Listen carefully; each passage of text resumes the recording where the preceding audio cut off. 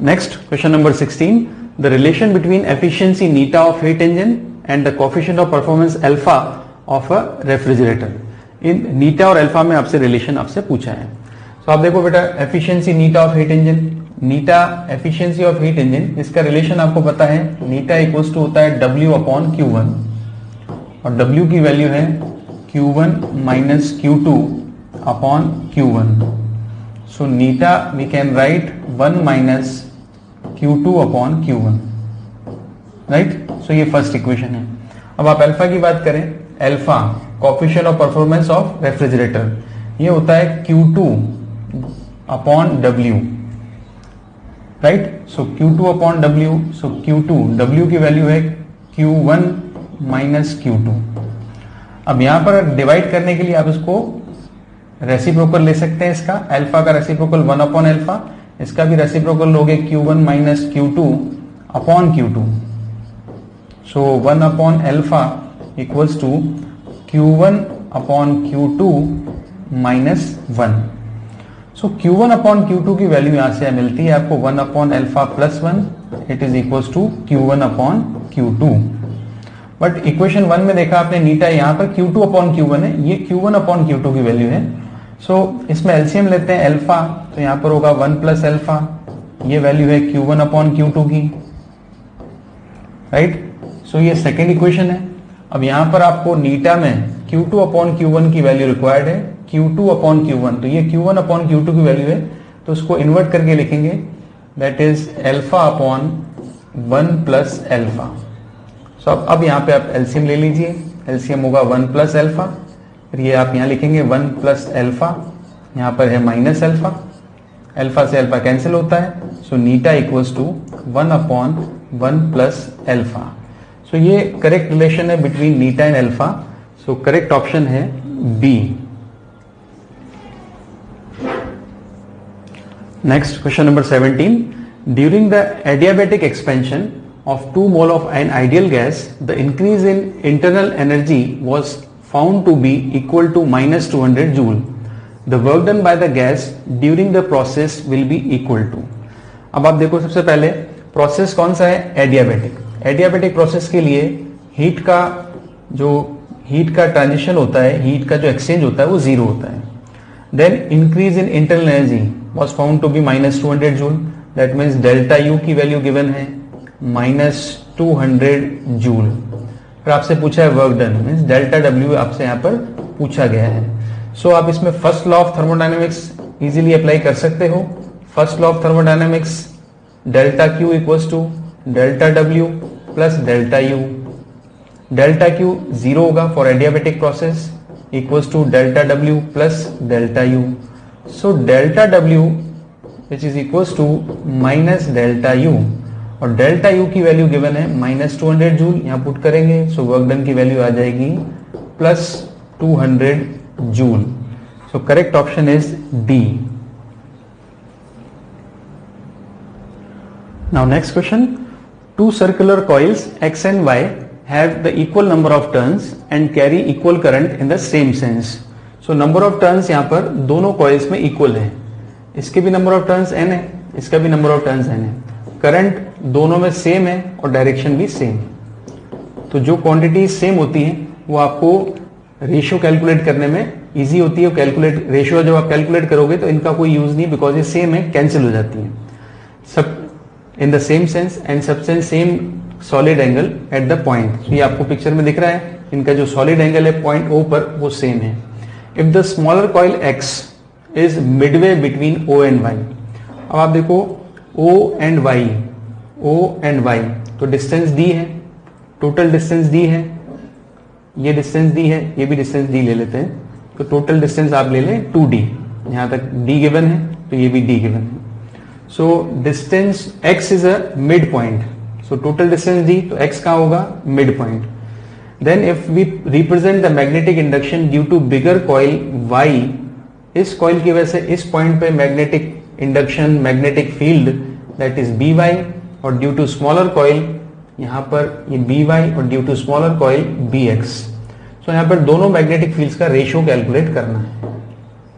Clear. अब आप देखो कॉइल का जो मैग्नेटिक फील्ड है बी, इसका फॉर्मूला आपने पढ़ा है mu naught I R square into N upon 2 R square plus X square, X point की डिस्टेंस होती है, पावर 3/2, राइट। सो आपको कैलकुलेट करना है B Y upon B X. So ratio calculate करने के लिए सबसे पहले आप देखें कौन सी क्वांटिटी इसमें डिफरेंट है, कौन सी क्वांटिटी डिफरेंट है वो आप डायरेक्टली प्रोपोर्शनल में लिखेंगे। आई कांस्टेंट है, नंबर ऑफ टर्न्स कांस्टेंट है, रेडियस आपकी यहां पर equal number of turns, radius यहां पर अलग अलग है, रेडियस स्मॉलर कॉइल की रेडियस स्मॉल है और बिगर कॉइल की रेडियस यहां पर बड़ी है, रेडियस ये रेडियस एंड ये रेडियस। सो डिस्टेंस, इस कॉइल से डिस्टेंस है पॉइंट O की D और इस कॉइल से डिस्टेंस है, इस कॉइल से डिस्टेंस लेंगे तो 2D। सो B डिपेंड करेगा रेडियस के स्क्वायर पर और D डिपेंड करेगा रेडियस का स्क्वायर प्लस डिस्टेंस का square power 3/2, power 3/2। So B Y upon B X का रेशियो हम लिख सकते हैं R Y square upon R X square. B Y के लिए यहां पर आप लिखेंगे R Y square plus X जो वाई कॉइल के लिए है स्क्वायर पावर 3/2। आर एक्स के लिए आएगा R X square plus X coil से डिस्टेंस स्क्वायर पावर 3/2। तो सबसे पहले आप इसमें रेडियस का कोई रिलेशन गिवन नहीं है, बट ये एंगल, सॉलिड एंगल सेम है, एंगल आपको यहां पे सेम मिलेगा। सो एंगल जो आप लेंगे, ये डिस्टेंस x की रेडियस सपोज कर लें आर एक्स और y की रेडियस सपोज कर लें आर वाई। सो बेस आप देखो एंगल यहां पे सेम आएगा थीटा। सो आप देखें थीटा की वैल्यू यहां से tan थीटा ले सकते हैं, tan थीटा इक्वल टू होता है परपेंडिकुलर अपॉन बेस।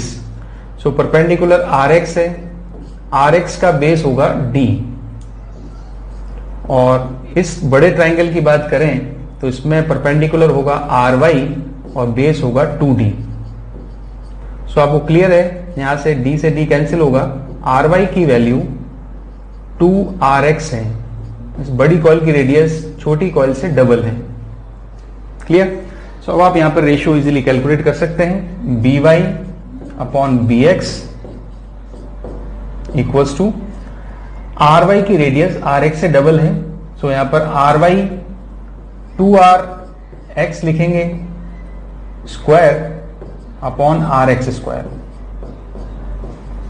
इनटू यहां पर आप लिखें R X square plus X से डिस्टेंस कितनी है d, तो ये d स्क्वायर अपॉन में आ जाए तो आर वाई की वैल्यू है आर एक्स का double means 4rx square plus distance भी डबल है, so it is 4d square power 3/2, right.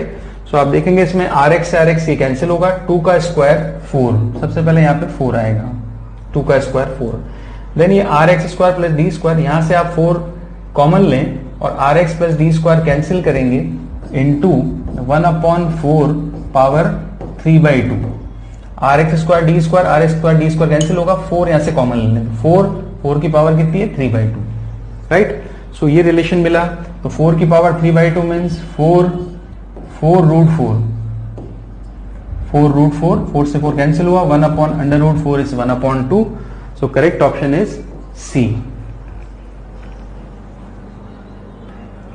Now question number 19, two ions having masses in the ratio 1:1 and the charges 1:2 are projected into uniform magnetic field perpendicular to the field with speeds in the ratio 2:3.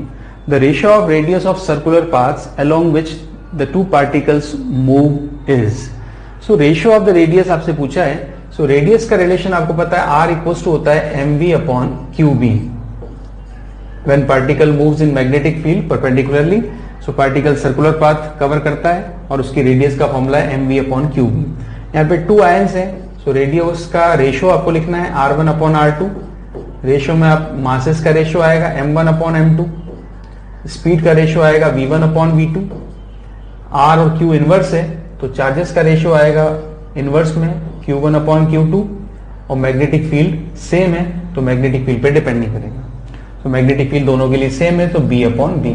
सो जो same होता है वो ratio में use नहीं होता। अब masses का ratio दिया हुआ 1:1, तो आप यहाँ पे पुट कर सकते हैं 1:1। स्पीड का रेशियो दिया हुआ है 2:3, सो 2:3 गिवन है। चार्जेस का रेशियो दिया हुआ 1:2, बट यहाँ पे Q2 अपॉन Q1 है, तो 1:2 की जगह आप यहाँ पे लिखेंगे 2:1। Clear? So ratio of the radius जो यहाँ मिलेगा सर्कुलर पाथ्स का वो होगा 4:3। सो correct option is A। So next question number 20। Two children, Ramesh on path A R B and Sohan on path A S B, travel down slides of identical height but different shapes as shown in figure. Assuming they start down the frictionless slides at the same time with zero initial velocity, which of the following statement is true? अब आप देखो ये दो path given है ASB and ARB। दो children है, एक ASB path से डाउन जाएगा, एक ARB पाथ से डाउन जाता है, हाइट इनकी सेम है। सो उसके ऑप्शंस देखें। Ramesh reaches the bottom first with the same average velocity as Sohan. Ramesh reaches the bottom first with the larger average acceleration than Sohan. Ramesh reaches the bottom first with the same average acceleration as Sohan, then they reach the bottom at the same time with same average acceleration. अब आप थोड़ा सा ध्यान दें इस question में, ये आपको पता है कि हाइट इनकी सेम है। इनिशियल वेलोसिटी गिवन है 0, बोथ चिल्ड्रन की वेलोसिटी 0 है। फाइनल वेलोसिटी v जो है वो होती है √2gh। फाइनल वेलोसिटी इनकी दोनों की सेम होगी because final velocity vertical height पे डिपेंड करती है, बट इनका पाथ डिफरेंट है। पाथ डिफरेंट है, रमेश का पाथ स्ट्रेट है और सोहन का पाथ थोड़ा सा कर्व्ड पाथ है। सो आप देखेंगे यहां पर 0 से स्पीड, यहां पे इनिशियल स्पीड दोनों की 0 है, बट रमेश की speed as compare to Sohan greater होती है। VR is greater than VS। यहां पर ये जो VR होगा ये ज्यादा स्पीड होगी as compare to Sohan VS जो कम होगी, क्योंकि यहाँ पे सीधा स्लैंट, सीधा डायरेक्टली नीचे की तरफ आता है, स्पीड बढ़ी हुई होगी। अब स्पीड बढ़ेगी डेफिनेटली तो रमेश को टाइम नीचे पहुंचने में कम लगेगा और सोहन को टाइम ज्यादा लगेगा। सो टाइम कम लगेगा रमेश को, तो ये सही है कि Ramesh reaches the bottom first, Ramesh reaches the bottom first. But ये साथ में बात कर रहा है वेलोसिटी की, एक्सेलेरेशन की। एक्सेलेरेशन हमें पता है v equals to change in velocity upon time, travel time. So acceleration, velocity change same है। देखो इनिशियल वेलोसिटी 0 है, फाइनल वेलोसिटी दोनों की √GS है। सो एक्सेलेरेशन डिपेंड करेगा ओनली टाइम, और टाइम जिसके लिए कम होगा, मींस रमेश के लिए टाइम कम है तो उसका एवरेज एक्सेलेरेशन ज्यादा होगा। सो आप देखो इसमें, so Ramesh reaches the bottom first with the same average acceleration, तो गलत हुआ। Ramesh reaches the bottom first with the larger average acceleration, तो रमेश का टाइम कम है, एक्सेलेरेशन ज्यादा होगा। एवरेज की बात कर रहा है, larger average acceleration with more than Sohan. So correct option is B. Now next, question number 21. A boat is sent across a river with a velocity of 8 km per hour. If the resultant velocity of the boat is 10 km per hour, then the velocity of the river. So जो boat की velocity है across the river वो है 8 km per hour. So boat B ले लेते हैं, इसकी velocity across the river 8 है, VB। एंड रिवर वेलोसिटी इस तरह से, रिवर का फ्लो इस तरह से, तो ये रिवर वेलोसिटी VR। जो नेट वेलोसिटी आएगी वो ये आएगी, ये है V net, net velocity. So according to diagram net velocity equals to होगा VB square plus VR square. So net velocity given है 10 इक्वल्स टू, बोट की वेलोसिटी गिवन है 8, आपसे पूछा है velocity of river. Squaring both sides, तो 10 का square 100 equals to 64 plus VR square. So VR square की वैल्यू होगी 36, सो VR की वैल्यू होगी 6 kilometre per hour. So correct option B। Next question number 22। a 24 kg block resting on a floor has a rope tied to its top. The maximum tension the rope can withstand without breaking is 310 Newton. The minimum time in which the block can be lifted a vertical distance of 4.6 meter by pulling the rope. अब आप देखो इधर ये block यहाँ पर given है, block जिसको रोप से अटैच किया हुआ है, तो रोप का जो मैक्सिमम टेंशन है, maximum tension that will B 300 Newton. तो ब्लॉक का जो मास गिवन है वो 24 है, तो उसका वेट होगा 24 इंटू जी। सो मैक्सिमम टेंशन अगर आप लेंगे तो उसका मैक्सिमम एक्सेलेरेशन आप कैलकुलेट कर सकते हैं। सो मैक्सिमम एक्सेलेरेशन आपने इसने क्या पूछा है न्यूमेरिकल में, the minimum time. Time minimum मतलब आपका एक्सेलेरेशन मैक्स लेना पड़ेगा ताकि आपको टाइम मिनिमम लगे। तो सबसे पहले हम इसकी फोर्स इक्वेशन बनाएंगे। Force equation, tension upwards minus 24 into g equals to 24 into a max. T max आपने लिया है, अपने आप ए मैक्स मिल जाएगा आपको। सो यहां से अगर आप ए मैक्सिमम निकालेंगे, सो टी मैक्स की वैल्यू है 310 माइनस 24 इंटू जी, जी होता है 9.8 अपॉन 24, या डिवाइड करेंगे 24। सो ए मैक्स कैलकुलेट होगा, ए मैक्स की वैल्यू आ जाएगी 3.12 मीटर पर सेकेंड स्क्वायर। सो ये एक्सेलेरेशन है। अब ये ब्लॉक यहां से शिफ्ट होगा, पुल होगा, और कितना डिस्टेंस ट्रेवल करना है इस ब्लॉक को, इसको ट्रेवल करना है डिस्टेंस 4.6 मीटर। ये डिस्टेंस ट्रेवल करना है, राइट। अगर ये डिस्टेंस ट्रेवल करना है, इनिशियली तो स्पीड इसकी 0 है, एक्सेलेरेशन आपने कैलकुलेट कर लिया। सो ये एस सपोज कर लें तो आप इसका टाइम निकाल सकते हैं जब ये ब्लॉक 4.6 मीटर ट्रेवल करेगा। सो टाइम निकालने के आप यूज करेंगे second equation, S equals to U T plus half A T square. U initially 0 है, so S equals to half A max T square. So T की value under root 2s upon ए max. So ये time आप यहां से calculate कर सकते हैं। कितना डिस्टेंस ट्रेवल करना है, 4.6, so 2 into 4.6 upon A max is 3.12। So आप टाइम कैलकुलेट करेंगे, आएगा 1.7 second minimum time. So correct option is C. Now, next question number 23. The coefficient of static friction mu s between block A of mass 2 kg and the table as shown in figure is 0.2. The maximum mass value of block so that the two blocks do not move. String and the pulley are assumed to be smooth and massless. यहाँ पे G given है 10, तो आप G की value 10 लेंगे यहाँ पर। Clear?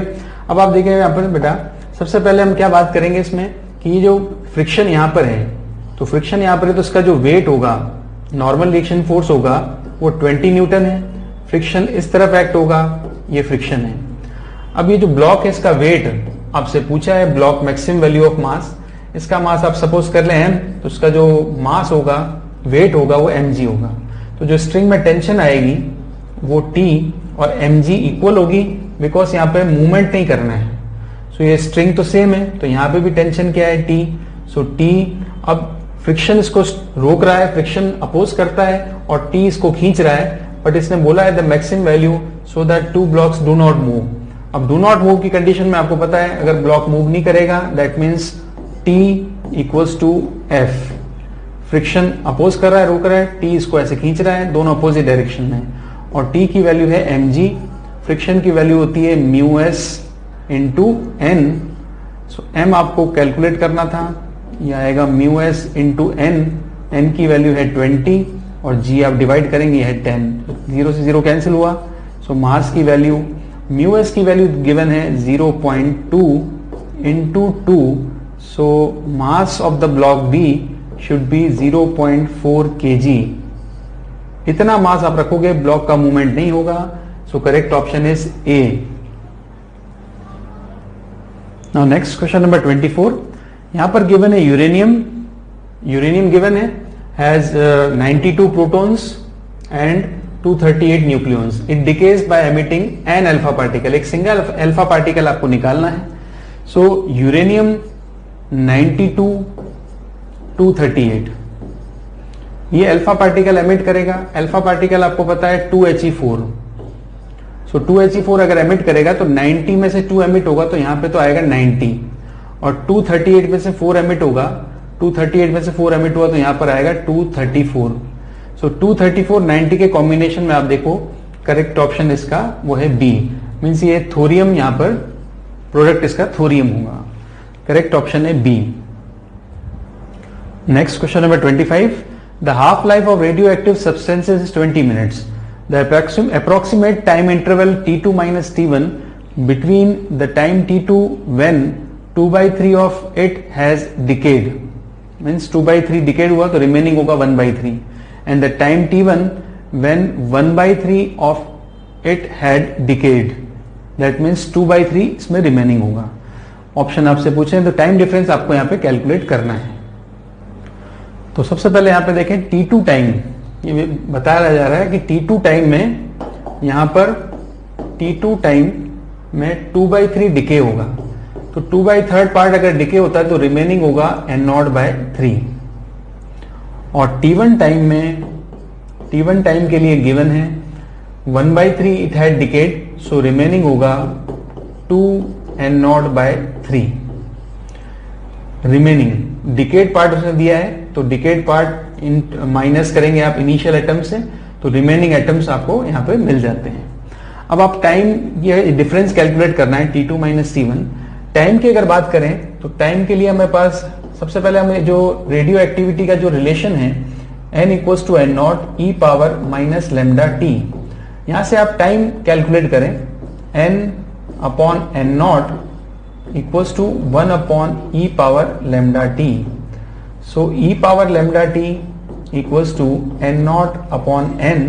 So यहां से अगर मैं टाइम कैलकुलेट करता हूं तो पहले लैम्डा टी तो लॉग लिया ln n0/n. लैम्डा की वैल्यू टाइम पीरियड की फॉर्म में हम लिख सकते हैं, तो टाइम पीरियड की फॉर्म में हम लिखेंगे लैम्डा की वैल्यू. सो लैम्डा होता है 0.693/t into T equals to log n0/n. तो यहां से t की वैल्यू मिलती है capital T upon 0.693 ln n0/n. ये टाइम की वैल्यू मिली है. ये टाइम आपको 2 बार यूज करना है बिकॉज ये डेल्टा टी कैलकुलेट करने के लिए बोल रहा है आपसे, which is equals to T2 minus T1.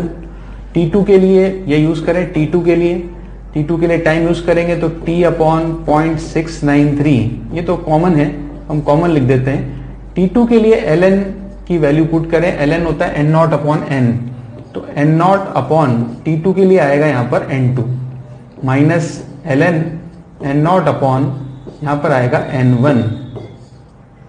So T upon 0.693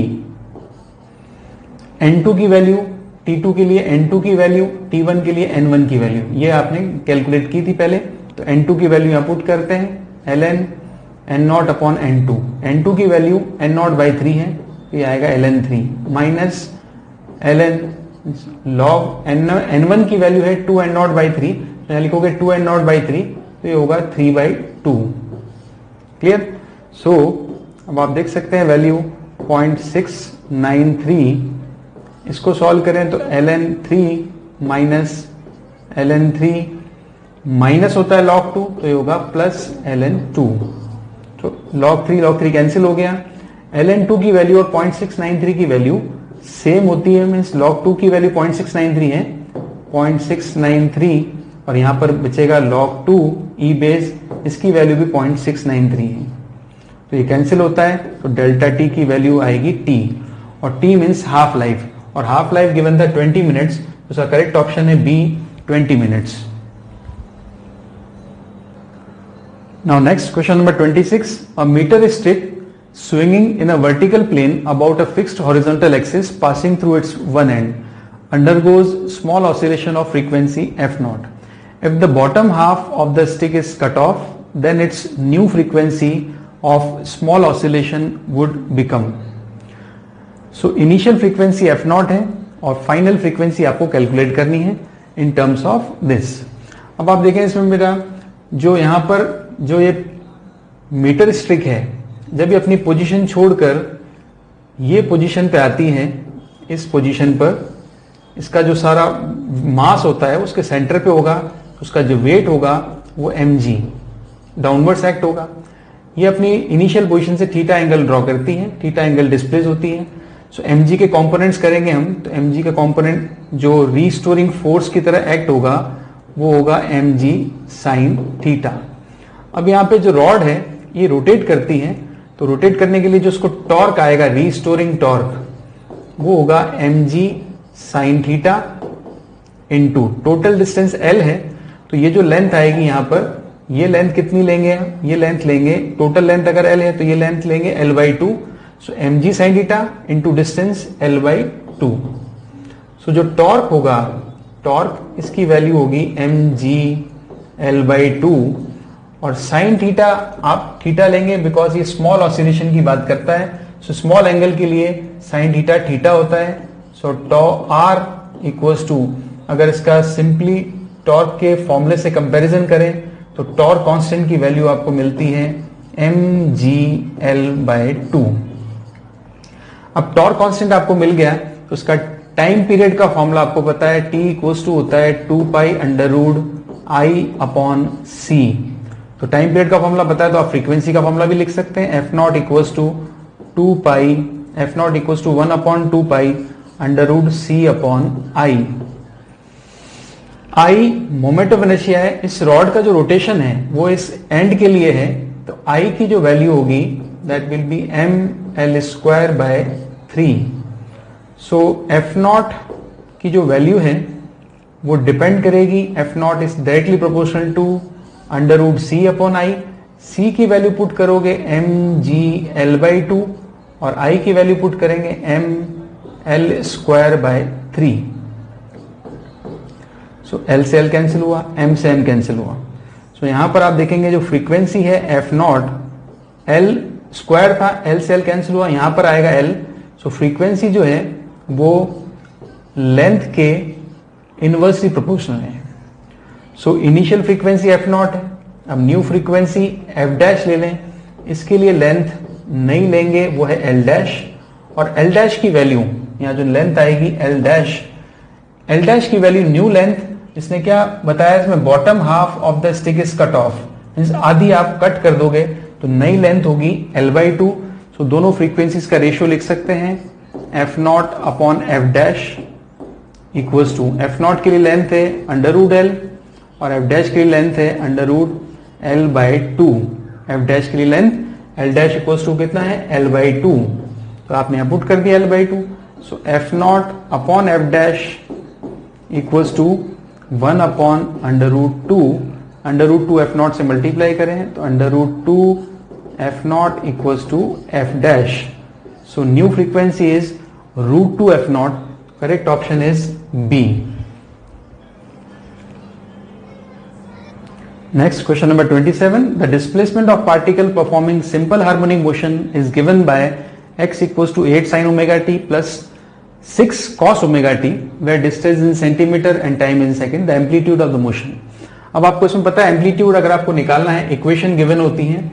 सो ये आप सपोज कर लें A है और ये सपोज कर लें B है, तो रिजल्टेंट एम्पलीट्यूड जो आता है R which is equals to A² plus B²। सो आप इस फॉर्मूले को लगा के इजीली कैलकुलेट कर सकते हैं एम्पलीट्यूड, 8² प्लस 6² मीन्स 100 का अंडर रूट होगा 10। सो एम्पलीट्यूड आएगा 10 सेंटीमीटर। तो correct option is, so next question number 28। If lambda v, lambda x and lambda m represent the wavelengths of visible light, x-rays and microwaves respectively, then, so आपसे इसने पूछा है wavelength का order. तो wavelength के order के लिए आपको पता है इलेक्ट्रोमैग्नेटिक वेव्स का स्पेक्ट्रम हम कैसे याद रखते हैं, Ram, IV, UV, XY, Ram, IV, UV, XY, radio, micro, infrared, visible, ultraviolet, X rays and gamma rays. ये जो ऑर्डर आपने लिखा है ये लैम्डा के डिक्रीजिंग ऑर्डर में है, मीन्स लैम्डा मैक्सिमम होगा रेडियो का, लैम्डा के डिक्रीजिंग ऑर्डर में है, लैम्डा मैक्सिमम होगा आपका रेडियो का, देन लैम्डा मिनिमम है, लैम्डा मिनिमम होगा गामा का। तो maximum wavelength radio, then micro, infrared, visible, ultraviolet, X and gamma. So आप इसमें देखो सबसे पहले सबसे ज्यादा लैम्डा जो है वो माइक्रोवेव का है। माइक्रो, विजिबल और एक्सरेज तीन ऑर्डर दिए हुए हैं, तो माइक्रो, देन विजिबल और लास्ट में एक्सरेज। सो करेक्ट ऑप्शन होगा B. Next question number 29। A photoelectric cell is illuminated by a point source of light 1 meter away. When the source is shifted to 2 meter, then अब आप देखें photo electric effect आपने पढ़ा है।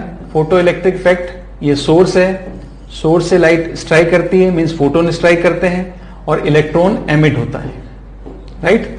सो इस source को जो पहले 1 मीटर था, अगर आप इसको शिफ्ट कर देंगे 2 मीटर पे, तो इसकी इंटेंसिटी का डिस्टेंस के साथ जो रिलेशन है ये आपने पढ़ा है, I inversely proportional to R square. So I1 initial intensity, shift करने के बाद इंटेंसिटी हो जाती है I2, ये आप लिखेंगे तो ये रिलेशन के according R2 square upon R1 square आएगा।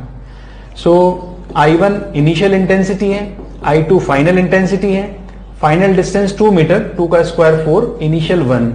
सो I2 becomes I1 by 4। That means source को शिफ्ट करने से इंटेंसिटी 1/4 हो जाती है।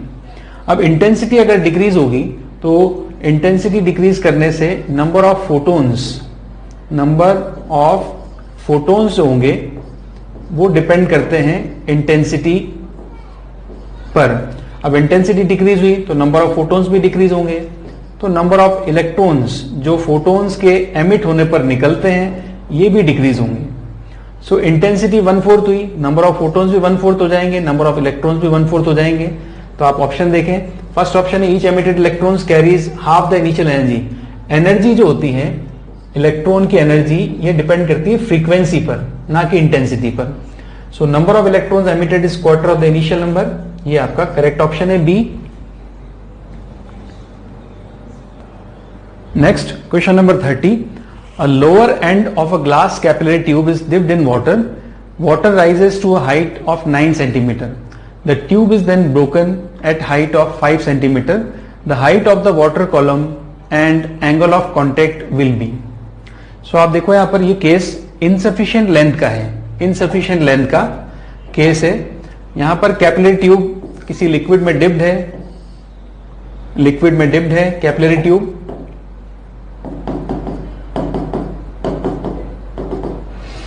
सो ये कैपिलरी ट्यूब डिप्ड है और इस कैपिलरी ट्यूब की जो लेंथ है, इसमें जो लिक्विड राइज करता है वो राइज करता है 9 सेंटीमीटर तक इजीली, बट आपने इसको 5 सेंटीमीटर तक के लिए इसको ब्रेक कर दिया। सो अगर आप 5 सेंटीमीटर तक के लिए ब्रेक करोगे इसको, तो वाटर आपने पढ़ा है वाटर इसमें 5 सेंटीमीटर तक ही राइज करेगा। अब वाटर आपका 5 सेंटीमीटर तक ही राइज करेगा। इनसफिशिएंट लेंथ के केस में जितनी कैपिलरी ट्यूब की लेंथ होती है, हाइट होती है, अगर वाटर 9 सेंटीमीटर तक राइज कर सकता है, बट अब जो हाइट है वो 5 सेंटीमीटर तक ही है, तो लिक्विड अपनी मैक्सिमम हाइट तक राइज कर जाएगा। बट ये जो हाइट कम होगी ये रेडियस ऑफ कर्वेचर से बैलेंस होगी।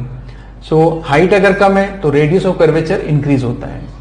एच के लिए आपने रिलेशन पढ़ा है 2t cos theta upon r रो g। सो यहां पर आप देखें h अपॉन cos थीटा, ये दो वैल्यूज हैं जो वेरी करेंगी, बाकी सब वैल्यूज कांस्टेंट हैं। तो आप इसमें कॉन्सेप्ट लगाओगे h upon cos theta equals to constant. So h1 upon cos theta 1 equals to h2 upon cos theta 2, right. h1 की वैल्यू है 9 सेंटीमीटर, थीटा 1 इनिशियली जो वाटर के लिए ग्लास और वाटर का जो कांटेक्ट एंगल होता है वो 0 डिग्री होता है। फाइनल हाइट कम लेंथ के पाइप की है 5 centimetre and cos theta 2, now angle of contact is theta 2। So cos 0 1 cos theta 2 equals to cos θ2 equals to 5/9। So इसमें आप ऑप्शन देखें, the height of the water column, तो height of the water column तो 5 centimetre है, 5 centimetre के दो option है, but angle of contact is 5/9, cos inverse 5/9, so correct option is A. Now next question number 31, the radii of two soap bubbles are R1 and R2 in isothermal conditions to meet together in a vacuum, then the radius of the resultant bubble is given by। So आप देखो to soap bubbles को हम combine कर रहे हैं। First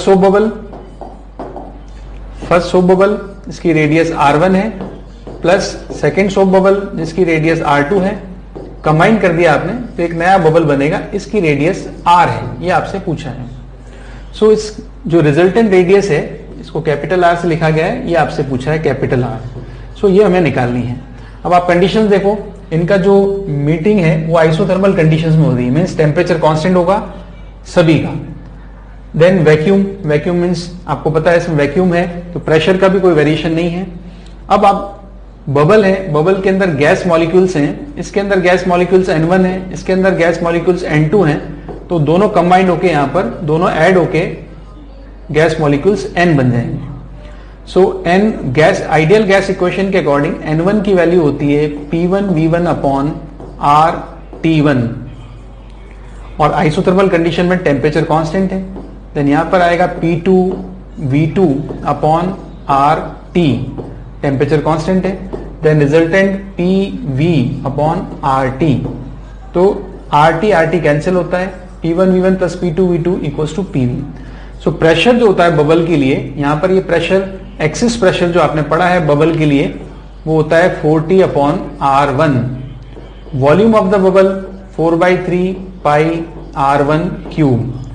P2 होगा 40/R2, volume होगा 4/3 pi R2 cube equals to, now final bubble की रेडियस है R, तो प्रेशर होगा 40/R और वॉल्यूम होगा 4/3 pi R cube. So 40 cancel होगा कॉमन लेकर, 4/3 पाई भी कैंसिल होगा सब में, R1 से R1 क्यूब कैंसिल करेंगे तो मिलेगा R1 स्क्वायर और यहां मिलेगा R2 स्क्वायर और यहां पर होगा R square. So capital R की वैल्यू होगी under root of R1 square plus R2 square. तो यहां पर आप देखो करेक्ट ऑप्शन है C। So next question, the maximum refractive index of a prism which permits the passage of light through it when the refractive angle of the prism is 90 degree। So prism light को permit कर रहा है, light pass होनी चाहिए।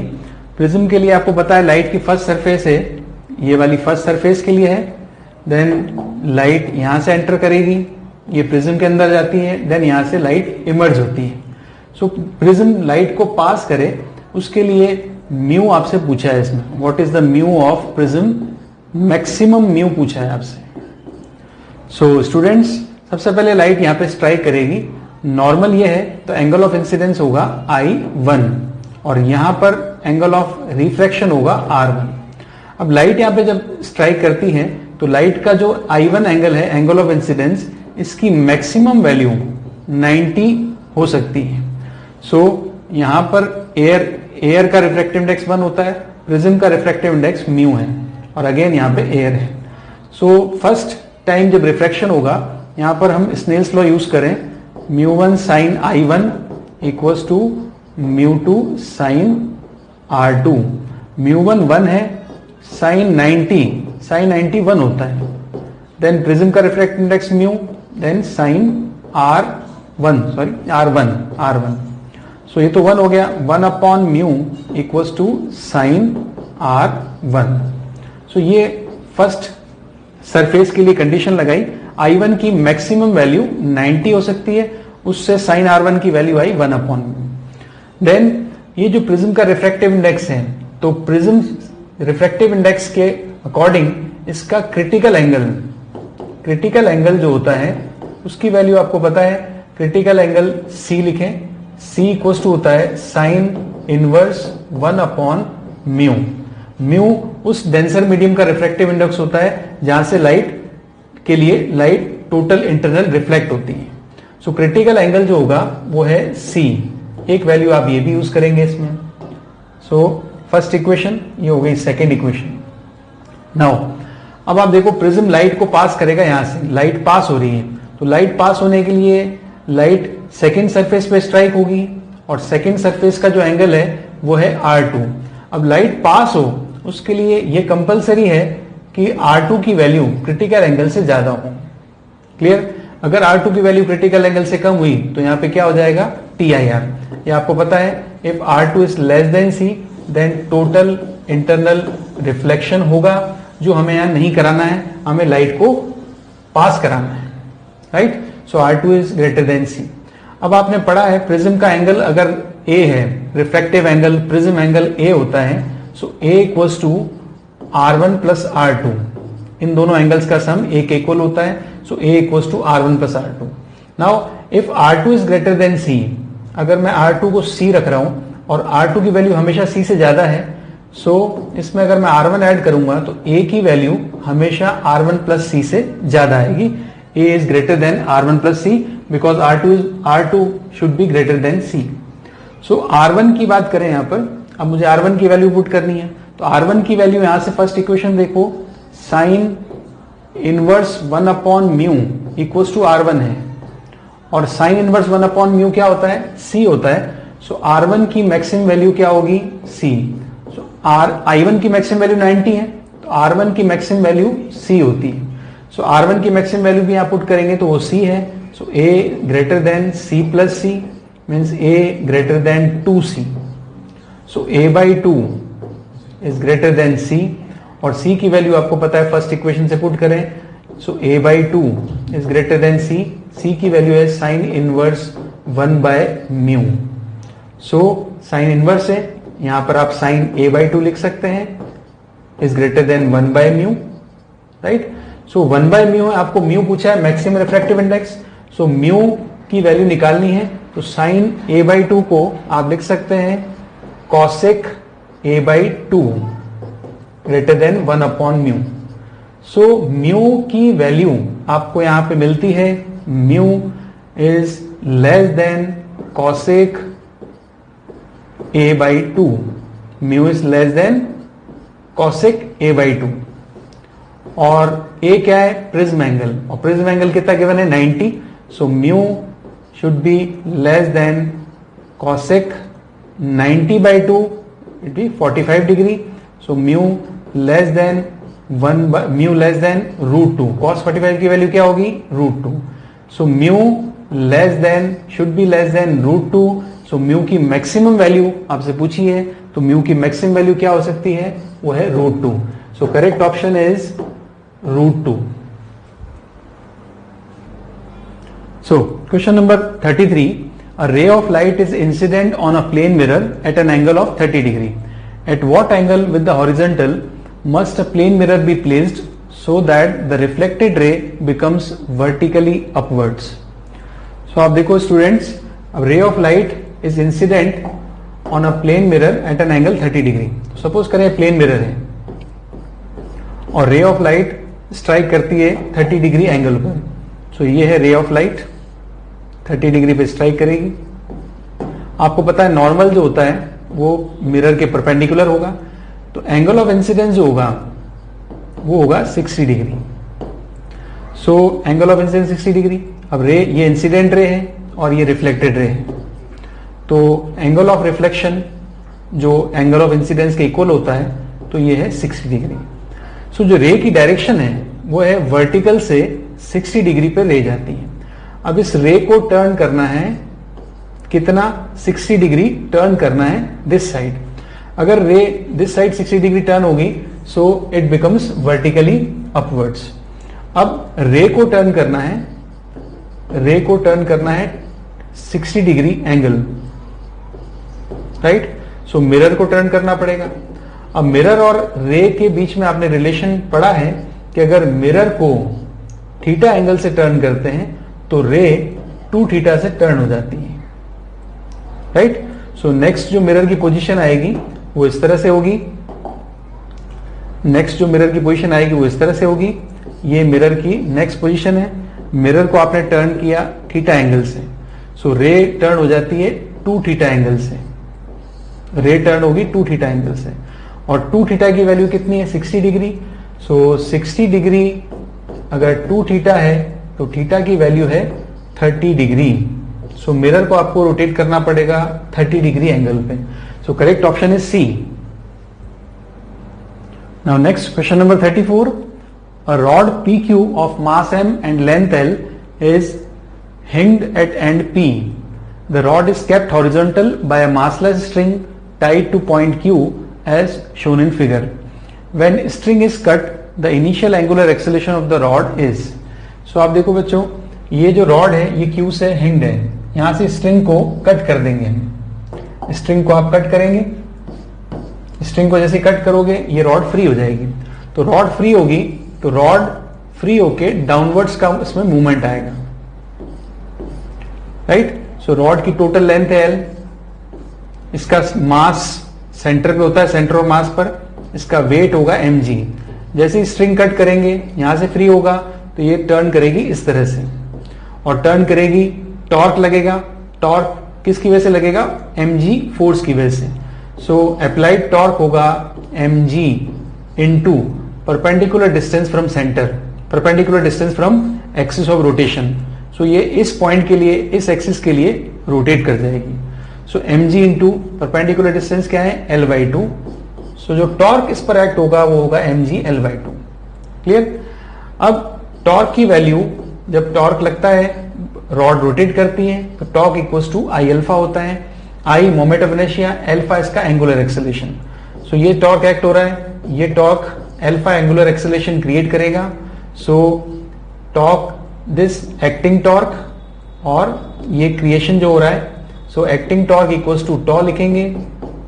सो कितना torque act हो रहा है? mg L/2, और ये टॉर्क क्या क्रिएट करेगा? Alpha angular acceleration. Moment of inertia यहाँ पे I है।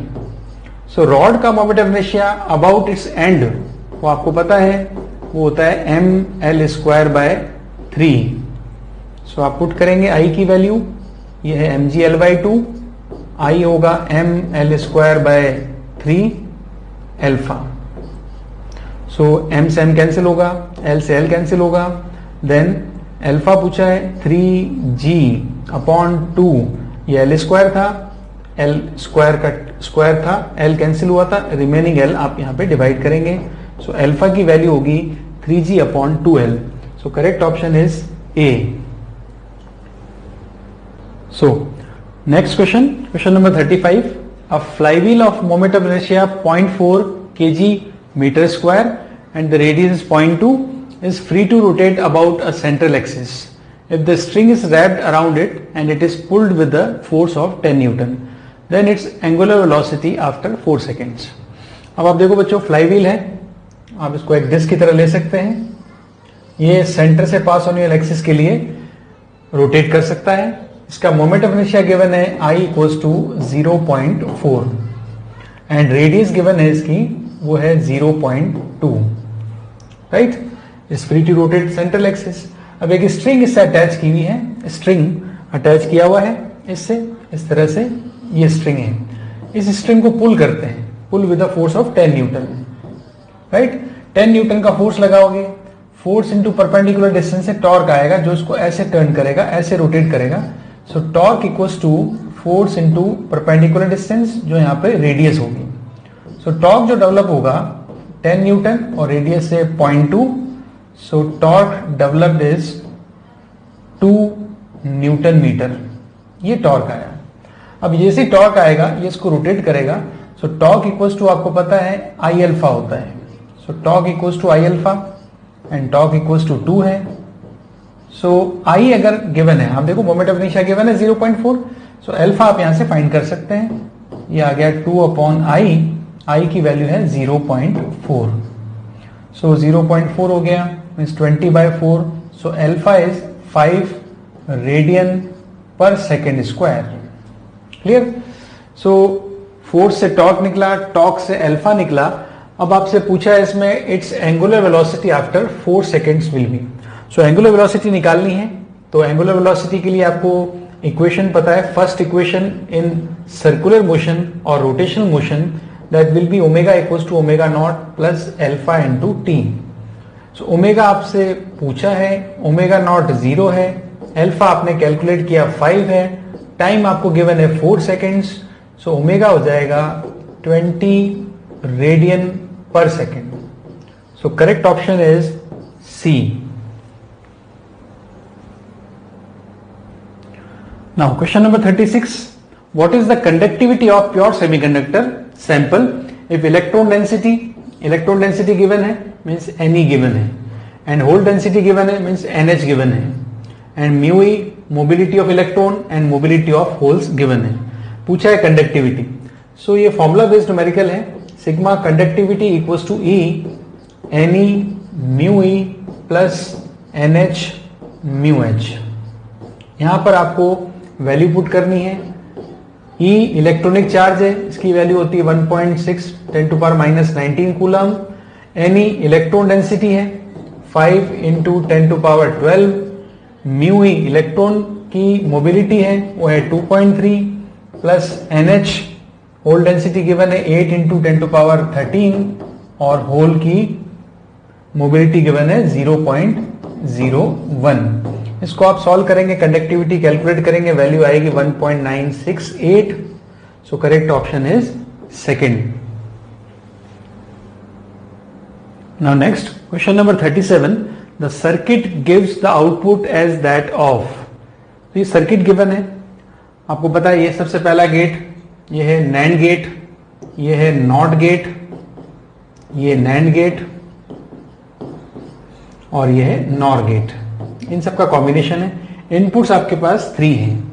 सो नैंड गेट क्या करता है, नैंड गेट का जो आउटपुट आएगा वो x है, नॉट गेट का जो आउटपुट आएगा y है। यहाँ y यहाँ गिवन है तो आप z ले लें, x और z, और y जो होगा ये होगा x प्लस z का whole bar. So y is output of this circuit. So y equals to x plus z का होल। सो x क्या होगा, x नैंड गेट का आउटपुट है, नैंड गेट होता है a डॉट b बार, ये x है, plus z c NOT gate का आउटपुट है, तो c नॉट गेट का आउटपुट होगा c बार, और यहां पर ये x की वैल्यू है, z की वैल्यू है, और ये होल बार कॉमन है। सो आप इसको सॉल्व करेंगे आगे तो ये मिलेगा a dot b dot c। तो आप देखो ये जो y इक्वल्स टू मिला है, जो आउटपुट आपको मिलेगा यहाँ पे y, वो a dot b dot c है, मींस तीनों का प्रोडक्ट है। तो यहाँ पे आउटपुट जो मिलेगा, ये मल्टीप्लीकेशन है, प्रोडक्ट है, आउटपुट इज हाई। आउटपुट आपको हाई मतलब जैसे 1 कब मिलेगा, व्हेन ऑल इनपुट्स कौन से यहाँ पे ABC, all inputs are high. तो जब ऑल इनपुट्स हाई होंगे तभी आपको आउटपुट हाई मिलता है। तो इस रिलेशन से हमें पता लगता है। और ये जो प्रॉपर्टी है output is high when all inputs are high, ये प्रॉपर्टी होती है एंड गेट की। So correct option is A. Now next question. Air is pumped into an automobile tube up to a pressure of 200 kilopascal in the morning when the air temperature is 22 degree centigrade. During the day, the temperature rises to 42 degree. The tube expands by 2%. The pressure of the air in the tube at this temperature will be approximately. अब आप देखो जो tube है इसमें आपने air pumped की। सो air जो pump आपने एक बार कर दी, कांस्टेंट वॉल्यूम है यहाँ पर, तो एयर जो आपने एक बार पंप कर दी तो जो नंबर ऑफ गैसेस के मॉलिक्यूल्स होंगे वो इक्वल होंगे। So N1 equals to N2, right. So ideal gas से PV इक्वल्स टू nRT से N1 की वैल्यू आपको पता है, वो है P1V1 upon RT1 equals to P2V2 upon RT2। ये कॉन्सेप्ट आपको लगाना है, क्योंकि ट्यूब है, ट्यूब में एयर फिल कर दी तो नंबर ऑफ मॉलिक्यूल्स सेम रहेंगे। प्रेशर डिक्रीज इंक्रीज हो सकता है, टेम्परेचर इंक्रीज हो रहा है during the rise of day, volume expand हो रहा है, 2% गिवन है। तो फाइनल प्रेशर में क्या एक्सपेंशन होगा, कॉम्प्रेशन होगा, ये आपको निकालना है। सो P2 फाइंड करना है यहां से, और अब देखो आप R से R कैंसिल होगा। P1 कितना है, 200 किलो पास्कल 10⁻³ लिख देंगे। ये है P1। V1 वॉल्यूम है V। इनिशियल टेम्परेचर है 22 डिग्री सेंटीग्रेड। सो 22 प्लस 273 आपको लिखना है। इधर आ जाए, P2 आपको फाइंड करना है। V2 कितना है?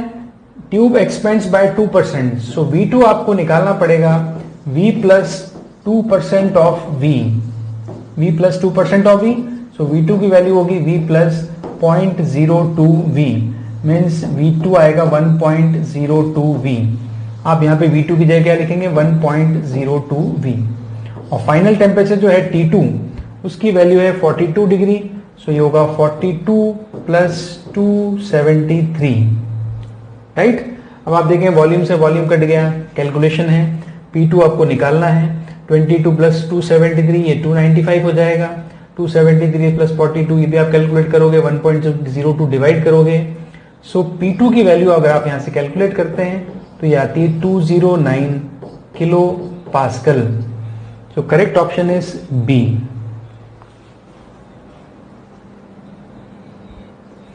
Now, question number 39. In the relation P equals to alpha upon beta and e power minus alpha z upon k theta. P is the pressure, z is the distance, k Boltzmann constant and theta is the temperature. So the dimension formula of beta will be. So dimension formula यहाँ पे beta का निकालना है। P pressure है, वैसे आप देखें P pressure है और pressure equals to alpha upon beta given है, e की power alpha z upon k theta given है। सो P प्रेशर है तो प्रेशर का dimension formula equals to alpha upon beta का डायमेंशन फॉर्मूला इक्वल होगा, क्योंकि प्रेशर लेफ्ट साइड में, अल्फा बीटा राइट साइड में। आपसे पूछा है बीटा का डायमेंशन फॉर्मूला, प्रेशर का तो आपको पता है, अल्फा का बट आपको पता नहीं है। अगर अल्फा भी गिवन होती कौन सी क्वांटिटी है तो आप इजीली निकाल लेते, इसलिए थोड़ा सा आपको कैलकुलेट करना पड़ेगा। आगे चले अल्फा के लिए। सो अल्फा यहां पर लिखा हुआ है ई पावर में लिखा है alpha Z upon K theta. अब आपको पता है जो भी पावर होती है, power are always dimensionless. So m0 l0 t0, power में जो भी क्वांटिटी है नेट डायमेंशन क्या होती है? 0 0 0। यहाँ अल्फा की डायमेंशन आपको पता नहीं है, बट z क्या है? z इज अ डिस्टेंस, तो z की तो होगी L1। k क्या है? Boltzmann constant. तो बोल्ट्जमैन कांस्टेंट की आपको पता है value, dimension formula m1 l2 t-2 k-1, ये डायमेंशन फॉर्मूला है बोल्ट्जमैन कांस्टेंट का। और ये थीटा है टेम्परेचर, तो ये आएगा k1, राइट। सो अल्फा के डायमेंशन आप यहां से निकाल सकते हैं, m0 l0 t0। Alpha equals to आप यहां से कैलकुलेट करेंगे तो L1 से एक तो आप L का कैंसिल कर दें, k से k कैंसिल होगा। सो अल्फा का डायमेंशन फॉर्मूला आएगा m1 L1 बचेगा, t-2, ये अल्फा का डायमेंशन फॉर्मूला है, राइट। सो अल्फा का डायमेंशन फॉर्मूला आ गया। सो आपको बीटा के लिए डायमेंशन फॉर्मूला पूछा था, तो बीटा इक्वल्स टू ये होगा अल्फा अपॉन पी, अल्फा का dimension formula divide by pressure का डायमेंशन फॉर्मूला। सो अल्फा का डायमेंशन फॉर्मूला आपने निकाला, वो है m1 L1 t-2, and pressure का डायमेंशन फॉर्मूला आपको पता है, वो है m1 L-1 t-2। सो आप देखेंगे m से m कैंसिल हुआ, t से t कैंसिल हो जाएगा। डायमेंशन फॉर्मूला नेट जो बीटा का निकालोगे वो आएगा L power 2। So L power 2, t power 0 and m power 0। So correct option है m0 L2 t0, this first option.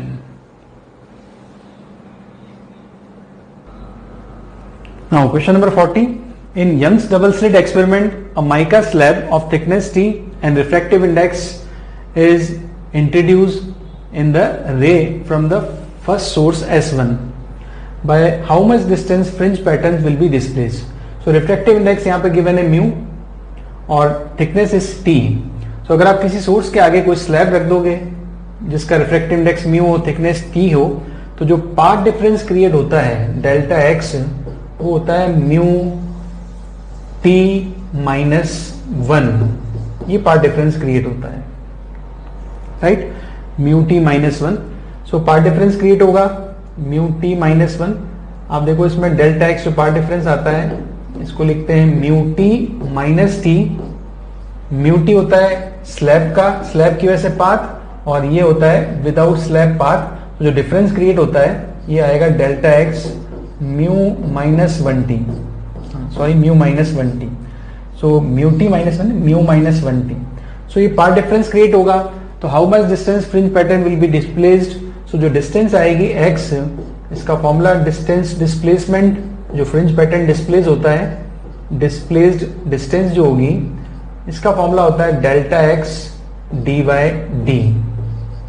So displacement of fringes की वैल्यू, पाथ डिफरेंस की वैल्यू रख देंगे mu minus 1 T D upon D. So correct option is mu minus 1 T D upon D means B. Correct option is B. Now next question number 41. In Young's double slit experiment, one of the slit is wider than another, so that amplitude of the light from one slit is double of that from other slit. If Im be the maximum intensity, so the resultant intensity I when they interfere at phase difference phi is given by. So आपको इस numerical में थोड़ा सा calculative है। सबसे पहला concept कि एक की स्लिट वाइडर है, so amplitude of light from the double amplitude है, फर्स्ट लाइट का एम्पलीट्यूड डबल है। सो I1 जो फर्स्ट लाइट की इंटेंसिटी है, सपोज करें इसकी इंटेंसिटी I1 है, एक स्लिट वाइडर है जिससे एम्पलीट्यूड डबल होता है, तो इंटेंसिटी आपको पता है एम्पलीट्यूड के स्क्वायर के डायरेक्टली प्रोपोर्शनल है। सो इंटेंसिटी एम्पलीट्यूड के स्क्वायर के डायरेक्टली प्रोपोर्शनल है। तो अगर आप डबल आप एम्पलीट्यूड करते हो तो इंटेंसिटी जो नहीं आएगी वो है 4i dash. Intensity proportional to A square, और दूसरी इंटेंसिटी बिकॉज उसका एम्पलीट्यूड डबल हो गया तो 2a का स्क्वायर होगा means 4a square. So 4a square means आपने इंटेंसिटी लिख दी 4i डैश। सो ये दो इंटेंसिटीज हैं i dash and 4i dash जो इंटरफेयर होती हैं, और मैक्सिमम इंटेंसिटी जो निकल के आएगी वो है Im, राइट। अब मैं मैक्सिमम इंटेंसिटी निकालता हूं। आपको पता है मैक्सिमम इंटेंसिटी Im, जिसका फॉर्मूला होता है I1 plus under root I2 का whole square. So under root I1 first intensity क्या है I डैश, फर्स्ट इंटेंसिटी को I डैश लिखा है, सेकेंड इंटेंसिटी होगी 4i डैश, राइट। सो अगर आप इसको टोटल करेंगे, अंडर रूट ऑफ 4 क्या होगा 2 प्लस ये 2 हो जाएगा अंडर रूट ऑफ 4, और 2 under root I plus under root I ये होगा 3 अंडर रूट आई डैश इसका स्क्वायर। सो मैक्सिमम इंटेंसिटी जो आपको यहां पर मिलती है वो है 9i डैश। सो अगर आपको आई डैश की रिक्वायरमेंट हो तो आप ले सकते हो Im अपॉन 9, राइट। अब ये तो है मैक्सिमम इंटेंसिटी, बट आपसे ये पूछ रहा है फेज डिफरेंस। नॉर्मली किसी भी फेज डिफरेंस 5 पर इंटेंसिटी का फॉर्मूला बनाओ। सो नॉर्मली इंटेंसिटी का फॉर्मूला आपको पता है I equals to I1 plus I2 plus 2 under root I1 under root I2 cos phi. ये फाई एंगल का इंटरफेरेंस है। ये दो तरह का होता है, कंस्ट्रक्टिव और डिस्ट्रक्टिव। कंस्ट्रक्टिव होता है तो मैक्सिमम इंटेंसिटी का फॉर्मूला ये बनता है, डिस्ट्रक्टिव होता है तो माइनस बनता है। सो और ये नॉर्मली इंटरफेरेंस है 5 फेज डिफरेंस पर। अब आप यहां पे वैल्यू पुट करते हैं। I1 की वैल्यू है आपके पास, I1 की वैल्यू है I डैश, I2 की वैल्यू है 4i dash plus 2i dash यहां पे आएगा, देन I2 है 4i डैश, तो 4 का अंडर रूट 2 होता है, सो 2 अंडर रूट आई डैश। मैं 4i डैश लिखता, मैंने 2 कॉमन ले लिया और ये हो गया cos 5। क्लियर। सो यहां पर अगर आप देखें इसको टोटल करें, सो i की वैल्यू आएगी i dash plus 4i dash, ये हो गया 5i डैश प्लस ये 2 इंटू 2 4, तो ये होगा 4i dash cos 5। But option में आप देखें, ये पहला ऑप्शन है, ऑप्शन में आप देखो तो एक तो Im का यूज कर रहे हैं, तो Im का यूज हम भी कर सकते हैं। Im कैसे पुट करोगे, Im की वैल्यू, I डैश की वैल्यू क्या है Im by 9, so I dash की वैल्यू आप पुट करेंगे Im बाय 9, तो ब्रैकेट में आएगा 5 प्लस 4 cos 5। तो Im बाय 9 5 प्लस 4 cos 5, तो यहां पर गिवन है 4 प्लस 5, अदर ऑप्शन में स्क्वायर फॉर्म में दिया हुआ है, मतलब cos 5 फॉर्म में दिया हुआ नहीं है, अपने पास आया 5 + 4, ये गिवन है 4 + 5, तो ये तो गलत हुआ। इनमें से ऑप्शन है, इनमें से ऑप्शन मीन्स 5/2, cos 5 को ट्रिग्नोमेट्रिकल फॉर्मूला लगाकर इस टर्म में कन्वर्ट करना पड़ेगा। तो सबसे पहले मैं आपको फॉर्मूला बताऊं कि cos 2 थीटा इक्वल्स टू होता है 2 cos स्क्वायर थीटा -1। ये फॉर्मूला आपको यहां पर लगाना है, ट्रिग्नोमेट्रिकल फॉर्मूला। अगर cos 2 थीटा होता है तब यहां पे थीटा आता है, अगर ऑलरेडी यहां पे थीटा हो तो यहां पे θ/2 आएगा। तो उसको मैं आगे सॉल्व करूं, आप देखिए इसमें। अब आप देखो आई हमें सॉल्व करना है, तो I equals to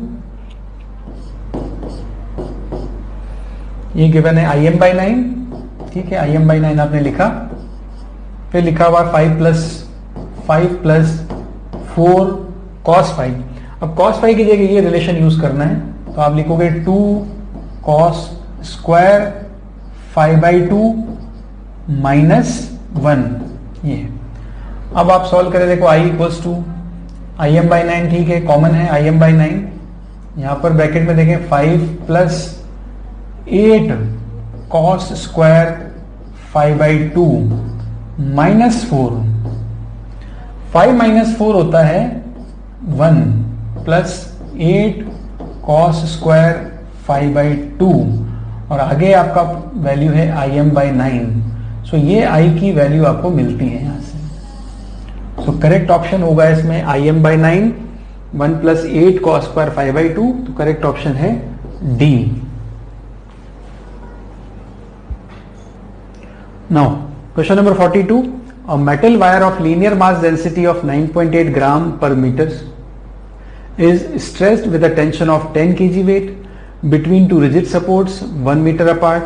The wire passes at its middle point between the poles of permanent magnet and it vibrates in resonance when carrying an alternating current of frequency n. The frequency of alternating source.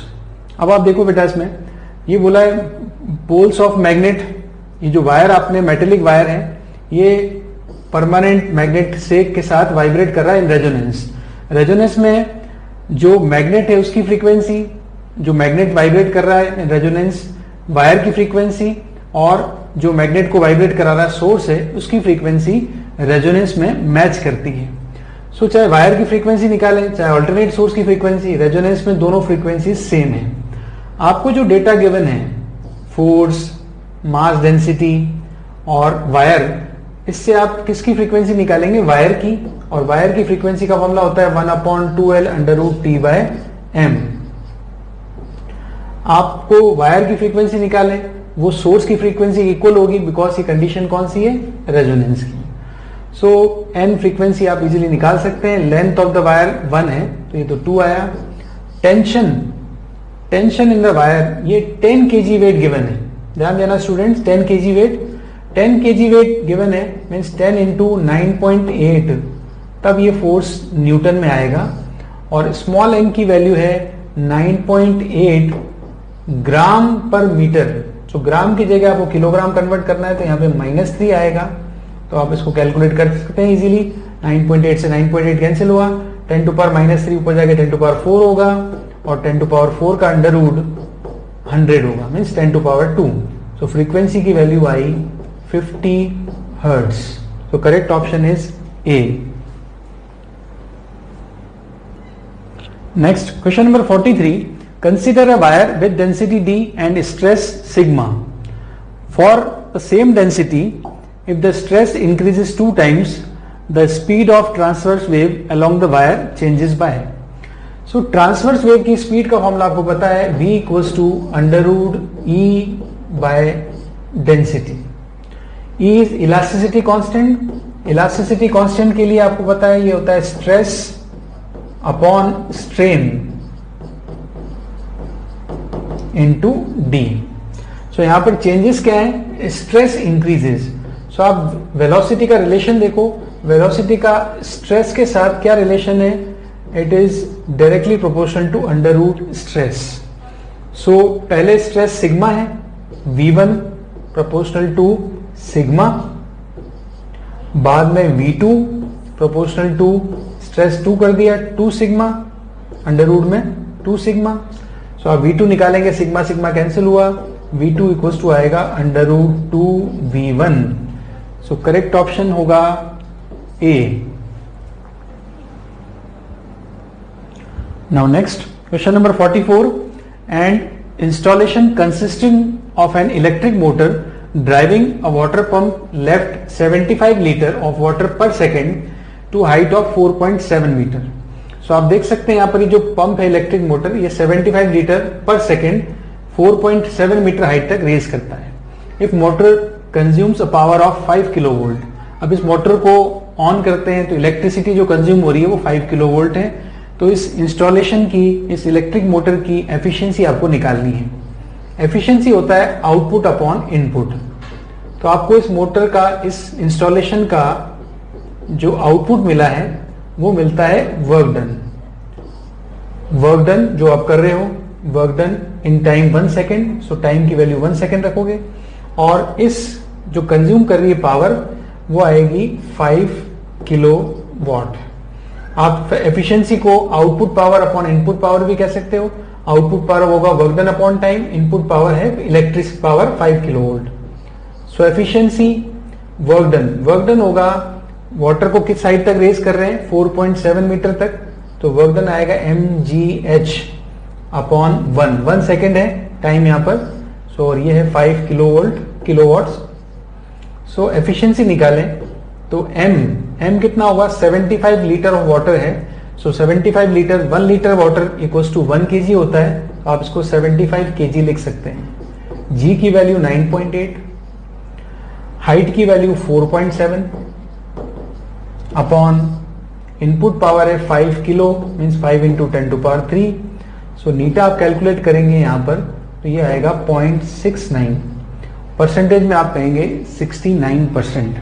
So correct option is B. Now question number 45, last question. A particle is projected with velocity u making an angle theta with the horizontal. The instantaneous power of the gravitation force. Power पूछा है, power, instantaneous power का formula होता है F dot V, instantaneous power का। Gravitation force, तो force कौन सा आएगा, ग्रेविटेशन फोर्स आएगा। सो ग्रेविटेशन फोर्स होता है M इंटू G। फोर्स की direction downwards, means mg minus mg j cap. Clear? Then velocity u making angle theta with the horizontal. So velocity का vector, ये आपने फोर्स का वेक्टर लिखा, velocity का वेक्टर होगा u cos theta, theta angle में project किया है i cap plus u sin theta j cap. ये इनिशियल वेलोसिटी होती है, इसको आप इनिशियल वेलोसिटी कहोगे u।